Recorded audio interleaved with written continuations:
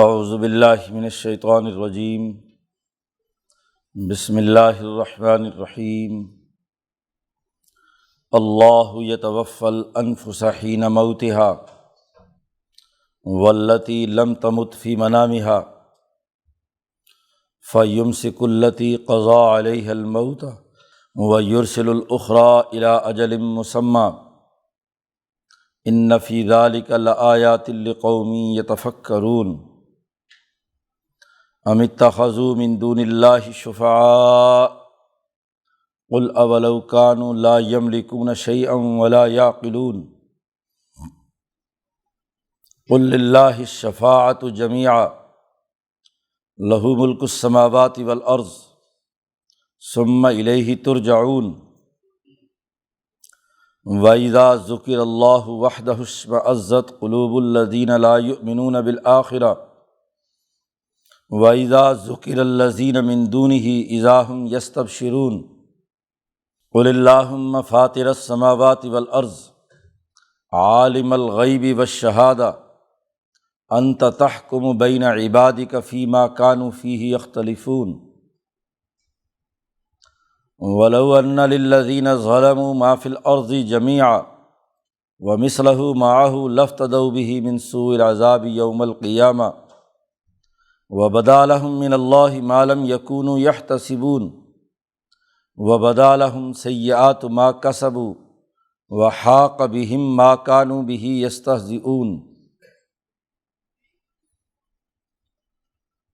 فَإِذَا مَسَّ الْإِنسَانَ ضُرٌّ دَعَانَا ثُمَّ إِذَا خَوَّلْنَاهُ نِعْمَةً مِنَّا قَالَ إِنَّمَا أُوتِيتُهُ عَلَىٰ عِلْمٍ بل ہی فتنۃ ولکن اکثرہم لا یعلمون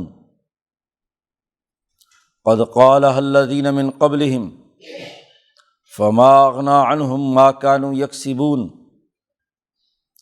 فاصابہم سیئات ما کسبوا والذین ظلموا من ہؤلاء سیصیبہم سیئات ما کسبوا وما ہم بمعجزین اولم یعلموا ان اللہ یبسط الرزق لمن یشاء ویقدر ان فی ذلک لآیات لقوم یؤمنون صدق اللہ العظیم۔ سورۃ زمر کا یہ رکوع ہے۔ اس سورت کا موضوع جیسا کہ شروع میں ذکر کیا گیا تھا، دین خالص کے غلبے کا نظام قائم کرنا ہے۔ نظام اپنے نظریے کے مطابق خالص اور مکمل ہو تو وہی دنیا میں غالب آتا ہے۔ جس فکر اور نظریے میں اشتباہ یا دوسری چیزیں شامل ہو جائیں، ملغوبہ بن جائے، دین خالص نہ رہے تو وہ اپنا عملی نظام قائم نہیں کر سکتا۔ افکار و خیالات، اعمال و کردار میں تضادات ہوں تو وہ سسٹم نہیں ہے۔ سسٹم کے لیے ضروری ہے کہ تمام افکار و خیالات اور اعمال ایک پیج پر ہوں، ایک مرکزی نظریے سے پھوٹتے ہوں، وہ دین خالص۔ اس صورت میں یہ بات واضح کی گئی ہے کہ ذات باری تعالیٰ جب اسے خالق اور مالک مانتے ہو تو کائنات کا نظام چلانے میں بھی اسی کی مرکزی حیثیت ہے۔ ذات باری تعالیٰ سے ہٹ کر مقابلے پر اللہ کے شریک ٹھہرانا، بت بنانا، دیگر مراکز تسلیم کرنا، یہ دراصل ایک خالص اور مکمل نظام کے خلاف بات ہے۔ جیسا کہ پچھلے رکوع میں کہا گیا تھا کہ اگر ان سے سوال کرو کہ آسمان و زمین کس نے پیدا کیے ہیں تو ضرور یہ مکے کے مشرک کہتے ہیں کہ لَيَقُولُنَّ اللَّهُ، اللہ ہے۔ تو خالق سماوات والارض اللہ کو مانتے ہیں اور پھر چھوٹے چھوٹے اختیارات ان بتوں کے حوالے کرتے ہیں، تو یہ تو تضاد ہے۔ اور فکر کرو، اسی تسلسل میں اس رکوع کے شروع میں یہ بنیادی بات بتلائی جا رہی ہے کہ موت، اس پر اگر غور و فکر کرو تو اس میں بھی اللہ کی بہت ساری نشانیاں ہیں۔ لیکن یہ نشانیاں انہی کے لیے ہوں گی جو یتفکرون، جو اپنے فکر، اپنے ذہن، اپنے نظریے کو، سوچ کو استعمال میں لائیں، چیزوں کو ایک ترتیب کے ساتھ، پورے فکری ربط کے ساتھ سمجھنے کی کوشش کریں تو انہیں یہ موت کی حقیقت بھی سمجھ میں آئے گی۔ اس آیت مبارکہ میں موت کی حقیقت واضح کی ہے۔ اللہ یتوفی الانفس حین موتہا، اللہ تعالیٰ ہی ہے جو موت کے وقت لوگوں کی روح کھینچ لیتا ہے۔ توفی کسی چیز کو اٹھا لینا، کھینچ لینا، انسانی جسم میں سے روحوں کو موت کے وقت کھینچ لیتا ہے۔ موت و حیات کا تعلق بھی اسی ذات سے ہے جس نے پیدا کیا ہے، اور جب اللہ کو تم خالق السماوات والارض مانتے ہو تو یہ بھی دیکھو کہ موت بھی ایک وجودی حقیقت ہے۔ اس لیے دوسری جگہ پر 29ویں پارے کے شروع میں کہا گیا کہ اللہ وہ ہے، بہت ہی برکت والی وہ ذات ہے جس نے خلق الموت والحیات، جس نے موت تخلیق کی اور زندگی تخلیق کی، بلکہ زندگی سے پہلے موت کی تخلیق کا تذکرہ ہے۔ تو موت ایک وجودی حقیقت ہے۔ اس موت کے وقت انسان ایک نئے مرحلے میں داخل ہوتا ہے، اس لیے توفی کا لفظ استعمال کیا ہے کہ روح کھینچ کر ہم اگلے مرحلے میں داخل کر دیتے ہیں، وہ ترقیات کے ایک نئے مرحلے میں داخل ہو جاتا ہے۔ نہیں تھا دنیا میں، روح اوپر سے لا کر کھینچ کر اس رحم مادر میں 3 مہینے کا جب تھا اس کے اندر داخل کی، اور جب اس کا موت کا وقت آتا ہے تو دوبارہ اس جہان سے نکال کر ایک اگلے جہان میں داخل کر دی۔ تو اللہ انسانوں کی روحوں کو کھینچ لیتا ہے حین موتہا، جب اس کی موت کا وقت آتا ہے۔ واللتی لم تمت فی منامہا، اور اس کی روح بھی کھینچ لیتا ہے جو اپنی نیند میں مرتا نہیں ہے۔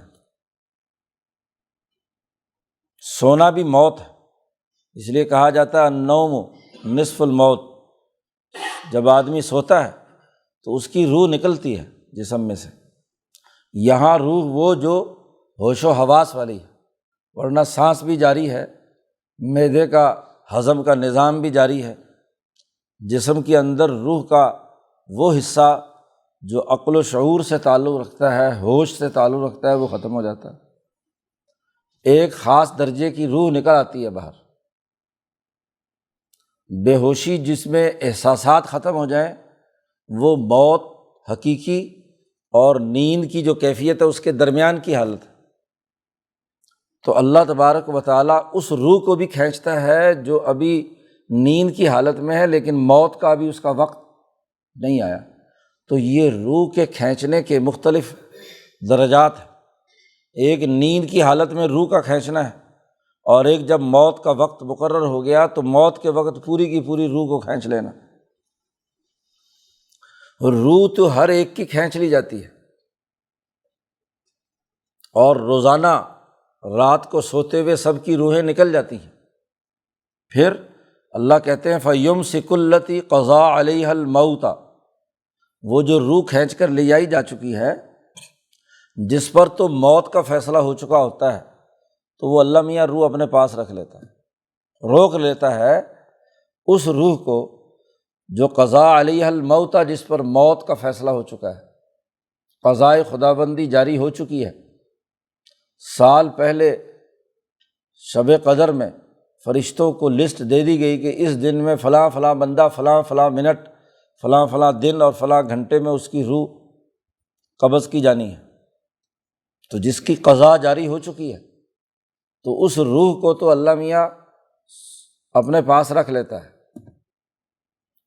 اور وَيُرْسِلُ الْأُخْرَىٰ، اور جس روح کی ابھی موت کا فیصلہ نہیں ہوا، صرف نیند پوری کرنے کے لیے تھی، تو وہ واپس صبح کو لوٹا دی جاتی ہے۔ یرسل الاخری الی اجل مسمى، ایک وقت مقرر تک، اس کا بھی ایک وقت مقرر ہے کہ جب پوری پوری روح واپس اللہ میاں لے لے گا۔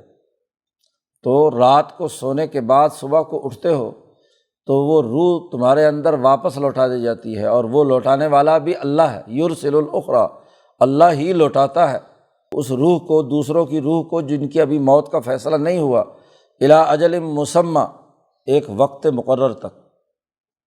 تو یہ نیند کی موت اور حقیقی موت پر جتنا غور و فکر کرو گے تو تمہیں کائنات کے پورے نظام میں کامل اور مکمل کنٹرول اللہ تبارک و تعالیٰ کا نظر آئے گا۔ تو جب اس کے اختیار میں تمہاری موت اور تمہاری حیات، تمہاری سانسوں کی چلتی ہوئی ڈوریاں جس کے قبضے میں ہیں، اس کا نظام کیوں نہیں مانتے؟ اس کے تمام امور میں اس کا دیا ہوا سسٹم، اس کی دی ہوئی تعلیمات، ان پر عمل کیوں نہیں کرتے؟ اسے کیوں نہیں تسلیم کرتے؟ قرآن کہتا ہے ان فی ذالک لآیات لقوم یتفکرون، بے شک اس میں بڑی نشانیاں ہیں۔ حضرت شیخ الہند نے ترجمہ کیا، بڑے پتے کی باتیں ہیں اس قوم کے لیے جو یتفکرون، جو غور و فکر کرتی ہیں، دھیان دیتی ہیں۔ ذرا توجہ دیں روح کی حقیقت پر، اپنی چلتی ہوئی سانسوں پر۔ تو جس ذات کا کنٹرول اس پر ہے، یہ بیچارے بت جو تم نے بنا رکھے ہیں، یا اللہ کے علاوہ جس کو بھی تم اللہ کے مقابلے پر لاؤ، تو اگر تو ذی روح نہیں ہے تو بھلا وہ جو پتھر ہے وہ روح پر کنٹرول رکھ سکتا ہے؟ اور اگر کوئی ذی روح ہے، کوئی انسان، کوئی فرعون، کوئی نمرود، شداد، حامان، تو وہ خود اپنی روح کے اندر محتاج ہے اس اللہ تبارک و تعالیٰ کا۔ وہ سوئے تو سوتا ہی رہے، ہاں جی، اس کی روح بھی تو صبح کو لوٹائی جاتی ہے۔ تو جو خود اپنی روح کے واپس آنے میں محتاج ہے، وہ خدا کیسے ہو سکتا ہے؟ وہ تمہاری روحوں پر کیسے کنٹرول رکھتا ہے؟ وہ سانس جو آنی ہے اور وہ سانس جو جانا ہے، وہ سب کا سب اس کا مکمل کنٹرول اس ذات باری تعالیٰ کے پاس ہے۔ تو کوئی فرعون، نمرود، یا کوئی پتھر کا بت، یا کوئی بھی اللہ کے مقابلے میں جنہیں تم شریک ٹھہراتے ہو، وہ ان میں سے کوئی کام بھی نہیں کرتے۔ یہ لوگ یہ کہتے تھے مکے کے مشرک کہ خدا تو نہیں ہم مانتے ان پتھروں کو یا ان لوگوں جن کو ہم خدا کے مقابلے میں شریک ٹھہراتے ہیں، بس اس لیے ہیں کہ یہ اللہ کے سامنے ہماری سفارش کر دیں گے، سفارش کے لیے ہیں کہ جی یہ ہمیں نجات دلا دیں گے۔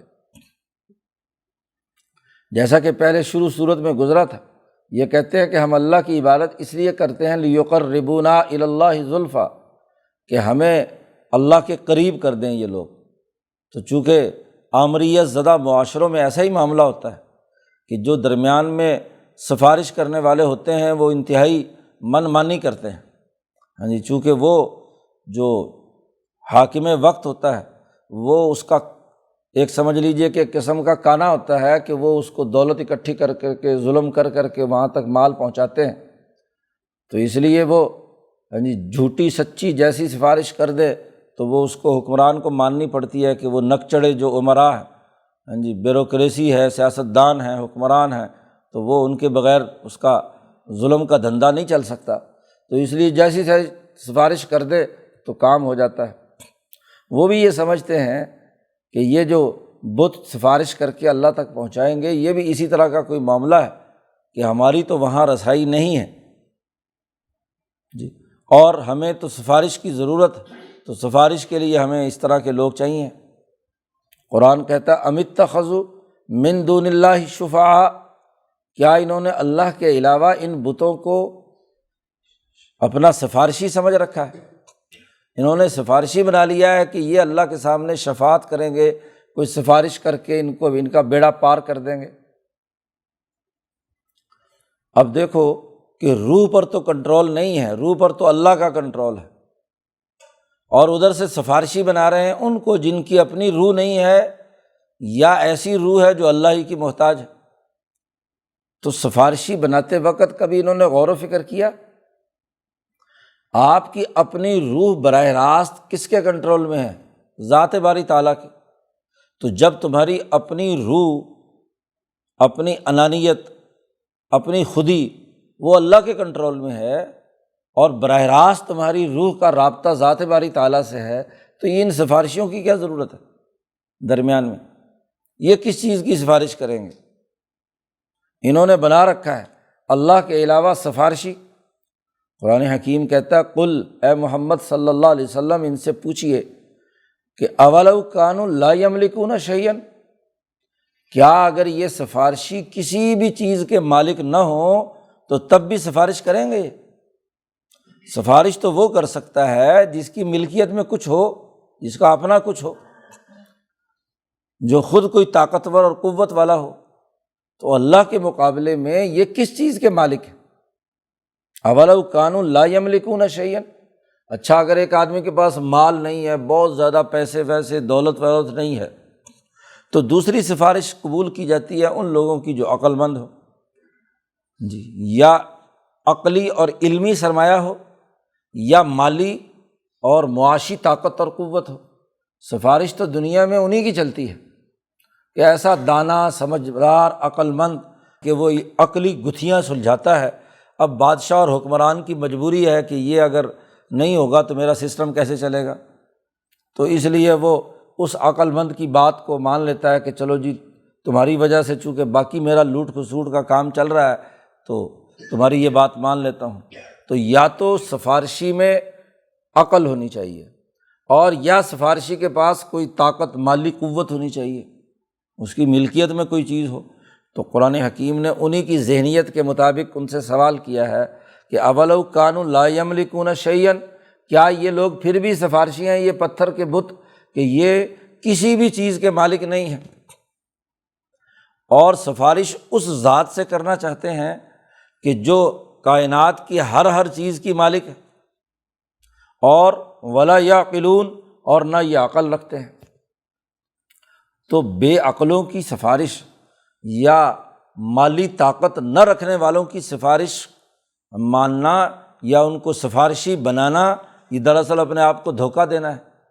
ایک آدمی کی نہ عقل ہو، نہ مال ہو، سفارش کی اہلیت نہ رکھتا ہو، اور آپ اس کی دم پکڑ کر سفارش کے نام پر لیقربونا الی اللہ کی زلفیٰ کی بات کرو، تو وہ تو وہاں جا کے خود بھی جوتے کھائے گا اور ساتھ تمہیں بھی پڑوائے گا۔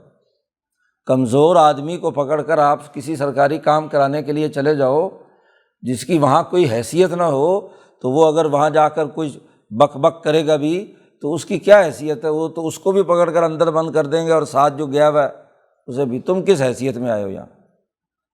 جی، تو کم از کم سفارشی تو ایسا بناؤ کہ جس کے پاس یا تو عقل ہو، اور عقل ہوگی تو وہ اللہ کے مخالف کیوں ہوگا؟ جی، اور اگر واقعی اس کے پاس مال و دولت کی طاقت ہو، اللہ کے مقابلے میں وہ اپنی ملکیت ظاہر کر سکے، تو پھر بھی بات ہے، تو وہ ملکیت بھی نہیں ہے۔ تو قرآن حکیم نے کہا سفارشی تو کوئی تکڑا پکڑو، جی، جس میں مال کی طاقت بھی ہو اور عقل بھی ہو۔ اس آیت سے لوگ بڑا غلط یہ استدلال بھی کرتے ہیں کہ کوئی شفاعت سفارش کوئی نہیں ہوگی، بس ایک دوسری انتہا ہے۔ جیسے ایک یہ انتہا ہے کہ جناب اللہ کے ہاں جو ہے وہ بس گناہ کرتے رہیں گے، اور پھر کوئی بھی ہوگا وہ سفارشی بن جائے گا، پیر صاحب بھی ہو جائیں گے سفارشی، ولی صاحب بھی ہو جائیں گے، اور حضور پر اگر صرف ان کا نام لے لیا تو وہ بھی سفارش کریں گے۔ ایک طرف جیسے یہ انتہا ہے کہ ہر غلط کام کرنے کے باوجود کوئی نہ کوئی سفارشی بنا کر جس کو اللہ کے مقابلے میں شریک ٹھہرانے تک پہنچا دیا جائے، کسی پیر کو، فقیر کو، ولی کو، نبی کو۔ تو جیسے یہ ایک انتہا ہے، ایسے ایک دوسری انتہا بھی آج کل ایک بڑا فتنہ ہے کہ جی بس کسی کی کوئی سفارش نہیں ہوگی، بس ہر آدمی ڈائریکٹ جو ہے نا وہ پہنچ جائے اوپر، جی، کسی نہ ولی کی سفارش، نہ کسی نبی کی، نہ کسی حافظ قرآن کی، نہ کسی نیک اعمال کرنے والے کی کوئی سفارش نہیں۔ بات یہاں نفی مکمل سفارش کی نہیں، کیونکہ احادیث صحیحہ سے اور یہ آگے آ رہی آیت اس سے ثابت ہوتا ہے، نبی اکرم صلی اللہ علیہ وسلم پوری امت کی سفارش کریں گے قیامت کے دن، بلکہ تمام انسانوں کی کریں گے۔ تمام انسان آدم کے پاس جائیں گے کہ آپ اللہ سے سفارش کریں کہ ہمارا حساب کتاب شروع ہو جائے، انکار کر دیں گے۔ ایسے ہوتے ہوتے حضرت محمد مصطفیٰ صلی اللہ علیہ وسلم کے پاس آئیں گے، اور حضور فرماتے ہیں کہ میں اس وقت اللہ کے حضور حاضر ہوں گا، اور جو اللہ نے اس وقت میرے دل میں کلمات القاء کیے ہوں گے ان کے ذریعے سے دعا مانگوں گا، سفارش کروں گا تو اللہ پاک کیا ہے، کرم فرمائے گا۔ اب یہاں اللہ نے کہا ہے قل للہ الشفاعۃ جمیعا، کہہ دیجیے آپ صلی اللہ علیہ وسلم کہ تمام سفارشیں، جتنی بھی سفارشات ہو سکتی ہیں وہ صرف اور صرف اللہ ہی کے لیے ہیں، یعنی جو اللہ جن کے سپرد کرے گا، بات کہنے کی اجازت ہوگی، بغیر اجازت کے تو کوئی گفتگو وہاں کر نہیں سکتا۔ جس کو اللہ کہیں گے کہ ہاں تمہیں اب اجازت ہے، حضور بھی صلی اللہ علیہ وسلم فرماتے ہیں کہ میں سجدے میں پڑا ہوا ہوں گا پتہ نہیں کتنی مدت، دعا مانگتا رہوں گا، تو اور اس سے پہلے اللہ مجھے اجازت دیں گے کہ ہاں تمہیں سفارش کرنے کی اجازت ہے، تاکہ مستقل بذات نبی کی حیثیت کہ وہ خود ایسا سفارشی ہے کہ ذات باری تعالیٰ کے مقابلے میں کوئی حیثیت ہے وہ نہیں، ذات ہی اجازت دے گی، اللہ پاک ہی اجازت دیں گے۔ جس کی بھی سفارش کا ذکر احادیث میں آتا ہے، چاہے وہ استاذ ہو، وہ قرآن پاک کا حافظ ہو، یا کوئی ولی ہو یا نبی ہو، وہ تمام سفارشات وہ اللہ کی اجازت پر موقوف ہوں گی۔ اللہ ان کو اجازت دے گا کہ ہاں بھائی تم یہ اس کی فلاں کی سفارش کرو تو سفارش ہو سکتی ہے۔ تو سفارشوں کا مرکز، شفاعت کا مرکز خود ذات باری تعالیٰ ہے۔ اللہ کے مقابلے میں کسی کو سفارشی بنانا، یہ اس کی ممانعت کی گئی، یہ نفی ہے۔ تو نبی ظاہر اللہ کے مقابلے میں تو نہیں ہم کوئی مانتا کہ اللہ کے مقابلے میں کوئی خدا کی حیثیت دے رہے ہیں نبی کو، یا کسی ولی کو، بزرگ کو، یا کسی استاذ کو، یا کسی حافظ کو۔ تو اس لیے واضح طور پر کہہ دیا کہ قل للہ الشفاعۃ جمیعا، اللہ ہی کے لیے تمام تر ساری سفارشیں۔ کیوں؟ لہو ملک السماوات والارض، اسی کی حکمرانی ہے، اسی کا راج ہے آسمانوں اور زمینوں پر۔ جب حکمرانی اس کی ہے تو اس کی اجازت کے بغیر تو کوئی سفارش بھی نہیں ہو سکتی۔ ثم الیہ ترجعون، پھر تم اسی خدا کی طرف لوٹائے جاؤ گے۔ تمہاری روحیں جب قبض ہوں گی تو تمام ارواح جو ہیں وہاں حاضر ہوں گی، وہاں تمہیں لوٹ کر جانا ہے۔ یہ عجیب مشرک لوگ ہیں، قرآن کہتا ہے وَإِذَا ذُكِرَ اللَّهُ وَحْدَهُ، جب ایک اللہ کا ذکر کیا جائے، اس کا خالصتاً اللہ کا نام لیا جائے، تو اشمئزت قلوب الذین لا یؤمنون بالآخرہ، وہ لوگ جو آخرت پر ایمان نہیں رکھتے ان کے دل وہی رک جاتے ہیں، جیسے ابھی حرکت قلب بند ہو جائے گی۔ ایک اللہ کے نام سے ان کو اتنی نفرت اور بغض ہے کہ ان کے دل گویا کہ کیا ہے، وہیں رک گئے، چہرے پر تیوریاں چڑھا لیتے ہیں، غصے کی حالت میں ہوتے ہیں، قلب وہیں پر رک جاتا ہے۔ اور وَإِذَا ذُكِرَ الَّذِينَ مِن دُونِهِ، اللہ کے علاوہ باقی بتوں کا، لات منات عزیٰ کا، یا ان کے ظالم حکمرانوں کا تذکرہ آئے تو اذا ہم یستبشرون، تو بڑی خوشیاں مناتے ہیں، چہرے پہ رونق آ جاتی ہے، دل جیسے جھومنے لگتا ہے۔ یہ دل کا مرض اتنا شدید ہے کہ اللہ کے نام پر تو یہ دل محسوس کر رہ جاتے ہیں، دل کے اندر جو گویا کہ ایسا بغض اور عداوت ہوتی ہے کہ جیسے دل رک سا گیا ہو۔ اور جب اپنے ان کے بتوں کا اور ان کے شیطانوں کا تذکرہ ہو تو یستبشرون، بڑے خوش ہوتے ہیں۔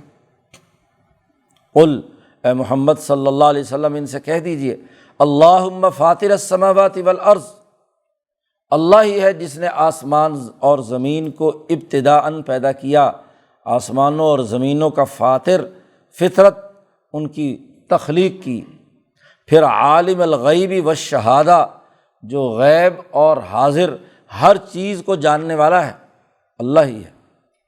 انت تحکم بین عبادک فیما کانوا فیہ یختلفون، اے اللہ آپ ہی ہیں۔ محمد صلی اللہ علیہ وسلم سے کہا جا رہا آپ کہہ دیجئے کہ پہلے اللہ کے آسمان و زمین کی تخلیق اور غیب و شہادت کے پورے نظام کی عالمانہ حقیقت کو سمجھیے، اور پھر اس کے بعد یہ زبان سے نکالیے کہ انت تحکم بین عبادک، کہ آپ فیصلہ کریں گے اپنے بندوں کے درمیان اس معاملے میں جس میں یہ اختلاف کر رہے ہیں۔ میں دعوت دے رہا ہوں ان کو سچائی کی، اور یہ دعوت دے رہے ہیں جھوٹ کی۔ میں دعوت دے رہا ہوں حقیقت کی، یہ دعوت دے رہے ہیں دھوکے کی۔ تو ہمارے درمیان جو اختلاف ہے، اس اختلاف کو اللہ تبارک و تعالیٰ آپ ہی اپنے بندوں کے درمیان فیصلہ کریں گے۔ اللہ پاک فرماتے ہیں کہ جب یہ فیصلے کا وقت آئے گا اور یہ ظالم لوگ جو کچھ زمین میں مال و دولت ہے، تمام زمین اور اس جیسی ایک اور زمین کائنات، یہ اگر فدیے میں دے کر بدترین عذاب سے بچنے کی کوشش کریں گے تو وہ قابل قبول نہیں ہوگا۔ وَلَوْ أَنَّ لِلَّذِينَ ظَلَمُوا، اگر ان ظالموں کے لیے وہ تمام چیزیں ہوں جو زمین میں ہیں، ان کی ملکیت ان کے پاس، آسمان و زمین، اور وَمِثْلَهُ مَعَهُ، اور جتنی زمین میں ہے اس جیسی کیا ہے مزید ان کے پاس دولت بھی آ جائے، اور لَافْتَدَوْا بِهِ مِنْ سُوءِ الْعَذَابِ يَوْمَ الْقِيَامَةِ، اور یہ سب کے سب برے عذاب سے بچنے کے لیے قیامت کے دن سب کچھ لوٹا دیں، دے دیں، تو یہ بھی قابل قبول نہیں ہوگا۔ دیکھو انسان عذاب سے بچتا ہے یا سفارش سے، کوئی سفارش ہو جائے کہ جی مجرم کو سزا نہ دی جائے، معاف کر دیا جائے، اور یا دوسرا ہوتا ہے کہ چلو جی پیسے ویسے دے کے جان چھڑا لے جی۔ تو یہ ظالم لوگ اگر دنیا کا تمام مال بھی اور اس جیسا دگنا مزید بھی اگر یہ فدیہ دے کر جی اپنی جان بچانا چاہیں گے برے عذاب سے تو نہیں بچا سکیں، تو نہ سفارش ان کے پاس ہے، نہ مال دے کر یہ جان چھڑا سکتے ہیں۔ ذرا غور و فکر تو کرو، وَبَدَا لَهُم مِّنَ اللَّهِ مَا لَمْ يَكُونُوا يَحْتَسِبُونَ، اللہ کی طرف سے ایسی چیز انہیں نظر آئے گی، ان کے سامنے ظاہر ہوگی جو ان کے حاشیہ خیال میں بھی نہیں ہوگی۔ مَا لَمْ يَكُونُوا يَحْتَسِبُونَ، یہ اس کا اپنا خیال بھی نہیں رکھ رہے ہوں گے، کوئی دماغ میں خیال تک بھی نہیں ہوگا، ایسا عذاب، ایسی اذیت، ایسی تکلیف، ایسی سزا ان تک پہنچے گی۔ وَبَدَا لَهُمْ سَيِّئَاتُ مَا كَسَبُوا، ان کے سامنے ظاہر ہوگا وہ تمام بدعمالیاں، ان کے برے نتائج۔ سفارش کرنے کی کوشش کریں یا زمین اور زمین سے برابر خزانے دینے کی کوشش کریں، اس کے باوجود ان کے سامنے ظاہر ہو کر رہے گی وہ بات جو ان کے حاشیہ خیال میں بھی نہیں تھی، اور وہ بات جو ان کے اعمال کا لازمی نتیجہ ہے، جو بدعملیاں، ظلم، زیادتی، کفر، انسان دشمنی کے تمام کام کیے ہیں، اس کی سزاؤں کا پورا ایک پیکیج ان کے سامنے آئے گا۔ سیئات ما کسبوا، اور یہی نہیں بلکہ وحاق بہم ما کانوا بہ یستہزئون، جس چیز کا یہ مذاق اڑاتے رہے ہیں وہ انہیں آ کر گھیر لے گی، چاروں طرف سے جی جہنم کی آگ ان کو گھیر لے گی، جس کا دنیا میں مذاق اڑاتے رہے ہیں۔ یہ انسان بھی عجیب ہے، دنیا میں اس کا معاملہ یہ ہے کہ فَإِذَا مَسَّ الْإِنسَانَ ضُرٌّ، جب انسان کو کوئی تکلیف دنیا میں محسوس ہوتی ہے، یہ انسان بھی بڑا عجیب ہے کہ جب اس انسان کو تکلیف پہنچتی ہے، کوئی بھی تکلیف، تو دعانا، بڑا گڑ گڑا کر ہمیں پکارتا ہے کہ اے اللہ بس اس مصیبت سے نجات دے دے، بس میں اس سے نکل گیا تو پھر میں جی تیری عبادت کروں گا، تیرے سارے احکامات مانوں گا وغیرہ وغیرہ۔ جب مصیبت میں ہوتا ہے تو دعانا، ہمیں پکارتا ہے۔ ثم اذا خولناہ نعمۃ منا، جب ہم اس کے بدلے میں، اس پکارنے کے نتیجے میں اس کو کوئی نعمت اپنی طرف سے عطا کریں اور وہ مصیبت دور ہو جاتی ہے، اور کوئی نہ کوئی نعمت جو یہ مانگ رہا ہوتا ہے اس کو دے دیتے ہیں، تو پھر کیا کہتا ہے قرآن حکیم نے؟ نقشہ کھینچا، پھر یہ کہتا ہے انما اوتیتہ علی علم، یہ چیز تو جو مجھے حاصل ہوئی ہے یہ میرے علم، جی میری معلومات، میری ذہن رسا کی وجہ سے حاصل ہوئی ہے، اس کا اللہ سے کیا تعلق؟ اس سے پہلے تو گڑ گڑا رہا ہوتا ہے، معافیہ مانگتا ہے اور کہتا ہے اللہ میاں یہ مصیبت ٹلا دے، بس اس امتحان میں پاس کر دے تو بس میں آگے تیرا شکر گزار بندہ بن کر رہوں گا۔ لیکن جیسے ہی نعمت ملتی ہے تو کہتا ہے جی میں نے تو بڑی محنت کی تھی، میرا علم تھا جس کی وجہ سے میرا بزنس چلا، میرا تو علم تھا جس کی وجہ سے میں نے اعلیٰ نمبروں میں پاس کر کے ڈگری لی ہے، یہ تو میرا کمال ہے۔ تو اپنے کمال، اپنے تکبر، اپنے غرور، اپنی علمی وجاہت اور اپنی علمی مہارت ثابت کرنا چاہتا ہے، اللہ کو بھول جاتا ہے، تکبر اور غرور پیدا ہو جاتا ہے۔ قرآن کہتا ہے بل ہی فتنۃ، یہ علم نہیں ہے، یہ تو فتنہ ہے، یہ فتنہ ہے کہ اپنے علم پر غرور کر کے اس چیز کو اپنے علم سے جوڑ رہا۔ اگر یہ علم سے جوڑ رہا تھا تو جب یہ گر گرا رہا تھا مصیبت کے وقت، اس وقت اس کا علم کہاں گیا تھا؟ اس وقت بھی اپنی علمی چابک دستی سے اپنا کام نکال لیتا، ہمارے سامنے کیوں گر گرا رہا تھا، ہمیں کیوں پکار رہا تھا؟ اب جب ایک طرف پکار اللہ تبارک و تعالیٰ کی کام ہو گیا تو پھر ایک دم مکر گیا، نظر انداز کر دیا ہر چیز کو۔ بل ہی فتنۃ، بلکہ یہ بڑی فتنہ اور آزمائش، یہی آزمائش کہ ایسی نعمت کے ملنے وقت اس کو اپنی ذات سے منسوب کرنا اور خدا کو بھلا دینا، خدا کا احسان نہ ماننا، اس کا شکر ادا نہ کرنا، یہی آزمائش ہے۔ وَلَٰكِنَّ أَكْثَرَهُمْ لَا يَعْلَمُونَ، لیکن اکثر لوگ جانتے نہیں ہیں، یہ بات بھی نہیں جانتے، تو باقی علمی صلاحیت کیا ہوگی؟ دنیا میں اصول اور ضابطہ ہے کہ کوئی کسی پر احسان کرے تو اس کا شکر ادا کیا جاتا ہے۔ ہاں جی، اس کا شکر کیا ہے کہ اس چیز کو استعمال کرتے وقت اس کی احسان مندی اور اس کے ساتھ جو خیرخواہی ہو سکتی ہے وہ آدمی خیرخواہی اختیار کرے، نہ یہ کہ ایسا طوطا چشم ہو کہ جس سے احسان سے کوئی چیز ملی تو اسی کے خلاف اسے استعمال کرے، جی اس کو اسی کے دشمنی میں اور اس کو نقصان پہنچانے کے درپے ہو جائے۔ تو اب ایک طرف اللہ تبارک و تعالیٰ نے ان پر احسان کیا، اور ایسا پھر طوطا چشم کہ اللہ کو بھول کر اپنی ذات کے اکڑ میں آ گیا کہ میرے علم، میری مہارت اور میری فلاں فلاں کام کرنے کے نتیجے میں یہ مجھے چیزیں ملی ہیں۔ قرآن کہتا ہے ایسی ہی لن ترانی انسان پہلے بھی کرتا رہا۔ قد قالها الذین من قبلہم، ان سے پہلے لوگوں نے بھی یہ جملے کہے تھے۔ مثلاً قارون کا قرآن نے تذکرہ کیا ہے کہ انما اوتیت علی علم عندی، وہاں اس نے خاص لفظ بولا کہ یہ میرے پاس ایک خاص مہارت اور علم ہے جس کی وجہ سے یہ اتنا مال و دولت اور خزانہ مجھے حاصل ہوا۔ جب لوگوں نے کہا کہ بھائی یہ جو تیرے پاس خزانہ ہے اس کا شکر ادا کر، غریبوں میں تقسیم کر، جس خدا نے دیا ہے اس کا احسان مان، تو آگے سے کہتا نہیں انما اوتیت علی علم عندی، یہ خاص علم جو ہے یہ میرا ہے اور میرے علم کی وجہ سے میرے پاس دولت آئی ہے، اس میں کسی دوسرے کا کیا عمل دخل۔ تو قرآن حکیم کہتا ہے اس سے پہلے بھی لوگوں نے یہ جملے کہے ہیں۔ فما اغنی عنہم ما کانوا یکسبون، لیکن اس بدعمالی بد کرداری کی سزا بھگتنے میں ان کے یہ جملے کسی کام نہیں آئے۔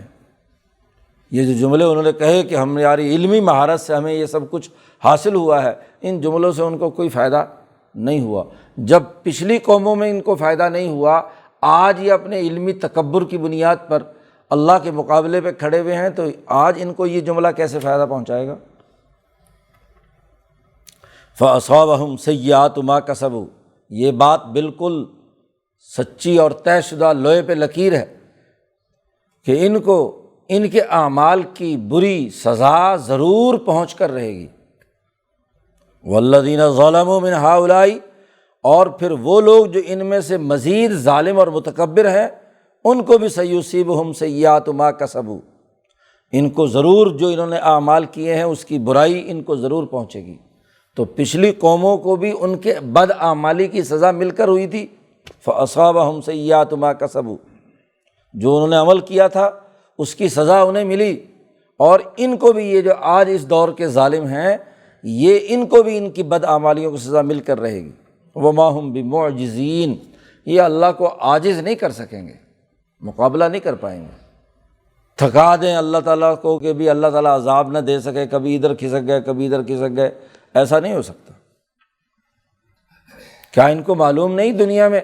اولم یعلموا، کیا یہ پہلے جان نہیں چکے یہ بات کہ ان اللہ یبسط الرزق لمن یشاء ویقدر، اللہ تعالیٰ جس کا چاہے رزق وسیع کر دے اور جس کا چاہے کیا ہے تنگ کر دے۔ تو جب یہ مصیبت میں اور ظلم کی حالت انہوں نے پیدا کی ہوئی ہے تو ظالموں کا رزق تنگ کر دیتا ہے، دنیا میں ہو یا آخرت میں، ان کے خلاف انقلابات آتے ہیں، ان کو راستے سے ہٹایا جاتا ہے۔ وہ جو کچھ دنوں کی ان کو مہلت دی جاتی ہے عیاشیوں کی، وہ تو مزید پھنسانے کے لیے، استدراج کے لیے۔ قرآن نے کہا سنستدرجہم من حیث لا یعلمون، ہم ان کو تھوڑی سی ڈھیل دیتے ہیں تاکہ پتہ نہ چلے۔ جیسے مچھلی کے پیٹ میں کانٹا اچھی طرح اندر پہنچانے کے لیے اس کو رسی کو ڈھیل دی جاتی ہے، دھاگا جو ہے ڈور چھوڑی جاتی ہے تاکہ اچھی طرح، تو مچھلی بڑی خوش ہوتی ہے کہ واہ جی واہ مجھے تو گوشت مل گیا جو کانٹے کے اندر پرویا ہوا تھا، تو وہ تو اپنے خیال میں خوش۔ ایسے ہی یہاں یہ جو فتنہ ہے، جو انہیں چیز دی گئی ہے اور اس پر وہ اترا رہے ہیں، دیکھو جی ہم نے ظلم و تکبر کے باوجود ہمارے پاس اتنا مال ہے، اتنی دولت ہے، اتنی حکمرانی ہے، تو یہ تو فتنہ ہے تمہارے لیے۔ یہ تو اسی طرح جیسے مچھلی کے پیٹ میں کانٹا پہنچانے کے لیے، اس کے لیے مچھلی کے لیے وہ فتنہ بن جاتا ہے کہ اچھی طرح پہنچ جائے اور ایک جھٹکے سے نکال کر باہر پھینک دیا جائے۔ یہ علم نہیں ہے، فتنہ ہے۔ تو ایسے ہی رزق، جو آدمی غلط راستے پر چل رہا ہے اس کا رزق تنگ ہونا ہے، آج نہیں تو کل، یہ تو عارضی بات ہے۔ اور جو آدمی صحیح چل رہا ہے، صحیح راستے پر چل رہا ہے، اس کا رزق وافر مقدار میں اسے مل رہا ہے۔ دنیا میں گو بظاہر غربت بھی ہو تو زندہ ہے، زندگی کی رمق تک تو اس کے پاس رزق ہے، لیکن اس کی روحانی ترقی، اس کا رزق جو وافر مقدار میں، اس کی اس مصیبت اور تنگی کی وجہ سے اور صحیح نظریے پر قائم رہنے کی وجہ سے وہ رزق تو ہے، اور وہ رزق فوری دنیا میں نہیں مل رہا، تو اس میں بھی اس کے لیے بہتری ہوتی ہے۔ اور موت کے بعد وہ وافر مقدار میں جیسے چھاجوں می برستا ہے، وہ تمام کی تمام نعمتیں ان کو کیا ہے، وسیع مقدار میں انہیں ملیں گی۔ اولم یعلموا، کیا یہ لوگ جان نہیں چکے کہ ان اللہ یبسط الرزق لمن یشاء ویقدر ان فی ذلک لآیات لقوم یؤمنون، بے شک اس میں بڑی نشانیاں ہیں اس قوم کے لیے جو ایمان لانے والی ہے، جس کے دل میں یقین ہے۔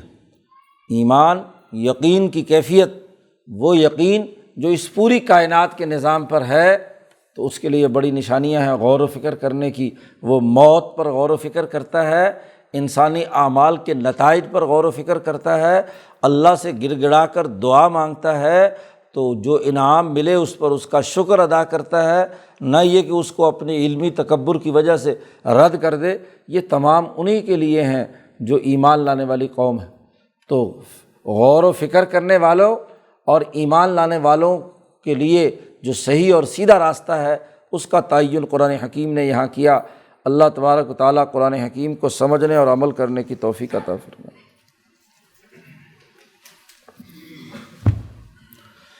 اللہ